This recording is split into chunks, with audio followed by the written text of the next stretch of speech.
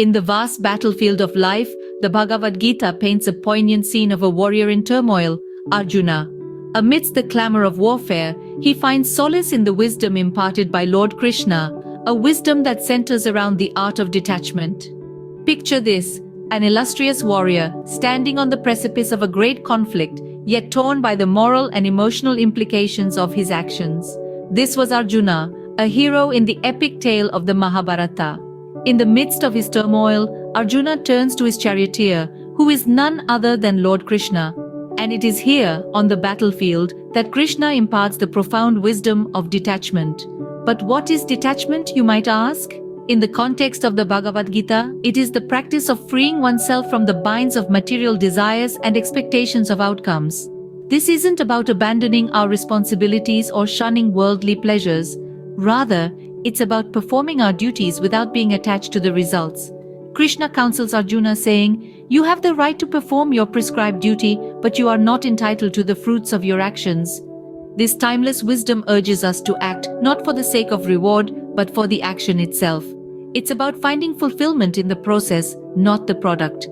Imagine a world where we are not defined by our successes or failures, but by the integrity and purpose with which we live our lives. Imagine a life free from the anxiety of outcomes, where we can truly savor each moment as it comes. This is the freedom that detachment offers. Detachment doesn't mean we stop caring. On the contrary, it allows us to care deeply, to engage fully with life, without being swayed by the tides of success or failure. It's about finding equanimity, a balance that allows us to navigate life's ups and downs with grace and poise. As we navigate the battlefield of life like Arjuna, we too can learn to detach from the fruits of our actions, finding peace amidst chaos. This, my friends, is the art of detachment, a cornerstone of the wisdom imparted in the Bhagavad Gita. As we delve deeper into this ancient text, let's carry this understanding with us, for it forms the foundation of the spiritual journey ahead.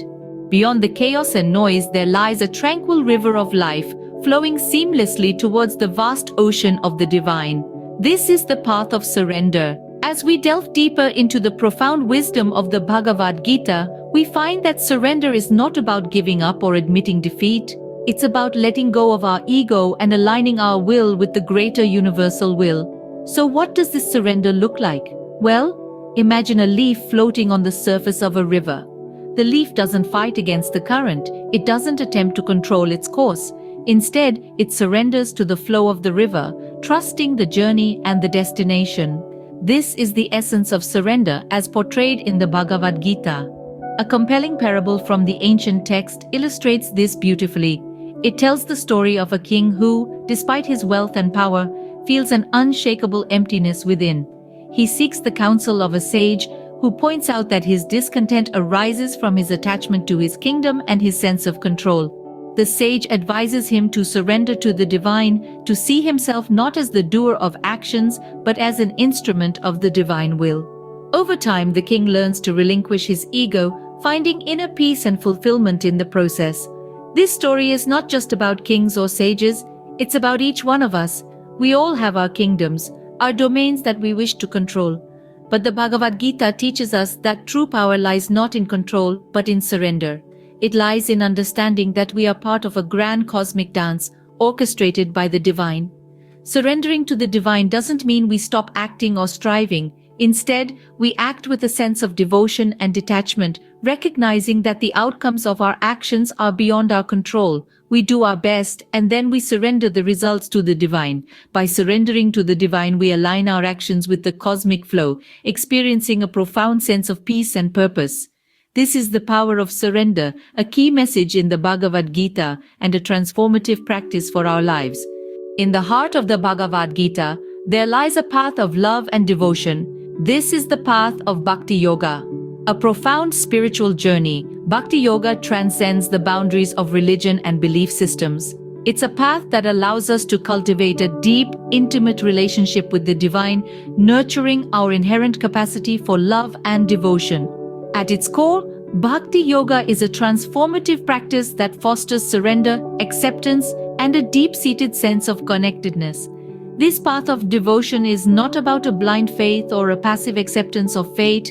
Instead, It's about an active engagement, a conscious choice to love, and a heartfelt yearning for the divine. It's about acknowledging the divine presence in every aspect of our lives and attuning our hearts to this divine harmony. Bhakti Yoga invites us to explore the profound depths of our hearts, to unearth our innate capacity for love, compassion, and devotion. It encourages us to surrender our ego, our desires, and our fears, and to embrace the divine love that permeates every fiber of our being. Now let's hear from those who walk this path of devotion and love. Practicing Bhakti Yoga has been a transformative journey for me, shares Radha, a dedicated Bhakti yogi. It's not about rituals or dogmas, it's about love, a love that transcends all barriers, a love that heals, a love that liberates.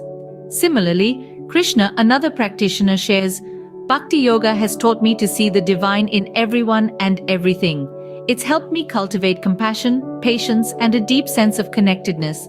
It's been a journey of self-discovery, self-acceptance, and ultimately, self-love. As we navigate through life, we often find ourselves entangled in the web of desires, fears, and insecurities. We seek happiness, peace, and fulfillment, often looking for them in the external world. However, Bhakti Yoga teaches us that the source of all joy, peace, and fulfillment lies within us. It's about turning inward, tuning into our inner divinity, and basking in the bliss of divine love. Bhakti Yoga also encompasses acts of kindness, compassion, and selfless service. It's about recognizing the divine in others and serving them with love and humility. It's about seeing the world as a divine play and participating in it with joy, love, and devotion. This path of Bhakti Yoga is not a destination but a journey of love, devotion, and surrender. It's a journey that takes us beyond the confines of our ego, beyond the turbulence of our minds, and into the tranquil depths of our hearts. It's a journey that reveals to us our true nature, that of love, joy, and peace. Bhakti Yoga is not merely a practice, but a journey of love, devotion, and ultimately, liberation. The wisdom of the Bhagavad Gita is not meant to be confined to scriptures or philosophical discussions. It is meant to be lived, breathed, and experienced in our daily lives. Applying the teachings of Bhakti Yoga in our daily lives may seem daunting initially, but remember, it's not about perfection. It's about progression. It's about making small, meaningful changes that can have a significant impact on our lives. Let's start with gratitude. Gratitude is the foundation of Bhakti Yoga, as it cultivates a sense of appreciation for the divine that exists in all of us and around us. So how about starting each day by expressing gratitude? It could be for the new day, the air you breathe, the food you eat, or the love you receive. This simple act of acknowledging the blessings in your life can shift your focus from what's missing to what's existing, and that's a powerful shift. Next, mindfulness. In the Bhagavad Gita, Lord Krishna emphasizes the importance of living in the present moment. Mindfulness is about bringing your full attention to the here and now. It's about engaging completely in what you're doing at this moment. Whether you're eating, working, or simply walking, immerse yourself fully in the experience. When your mind wanders, gently bring it back. This practice can help you stay centered amidst the chaos of life. Finally, acts of selfless service. The Bhagavad Gita teaches us that the highest form of devotion is selfless service to others. It doesn't have to be grand gestures. Small acts of kindness like helping a neighbor, volunteering at a local shelter, or even just listening to a friend in need can make a big difference. When you serve others without expecting anything in return, you're practicing Bhakti Yoga in its purest form. In embracing the principles of Bhakti Yoga, we invite peace, joy, and spiritual liberation into our everyday lives. Let's make a commitment to live these principles, not just understand them. Let's live a life of Bhakti Yoga. As the sun sets on our exploration of Bhakti Yoga, we are left with a sense of calm, a newfound understanding, and a path to walk on. Just as the day surrenders into the tranquility of night, we too can surrender our worries and fears to the divine, embracing the soothing balm of detachment.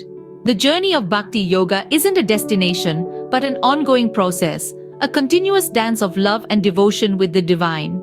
By integrating these profound teachings into our daily lives, we can transform our ordinary routines into extraordinary experiences of joy and fulfillment. Whether it's through a moment of mindfulness, an act of kindness, or a simple prayer of gratitude, every step we take can bring us closer to inner peace and spiritual liberation.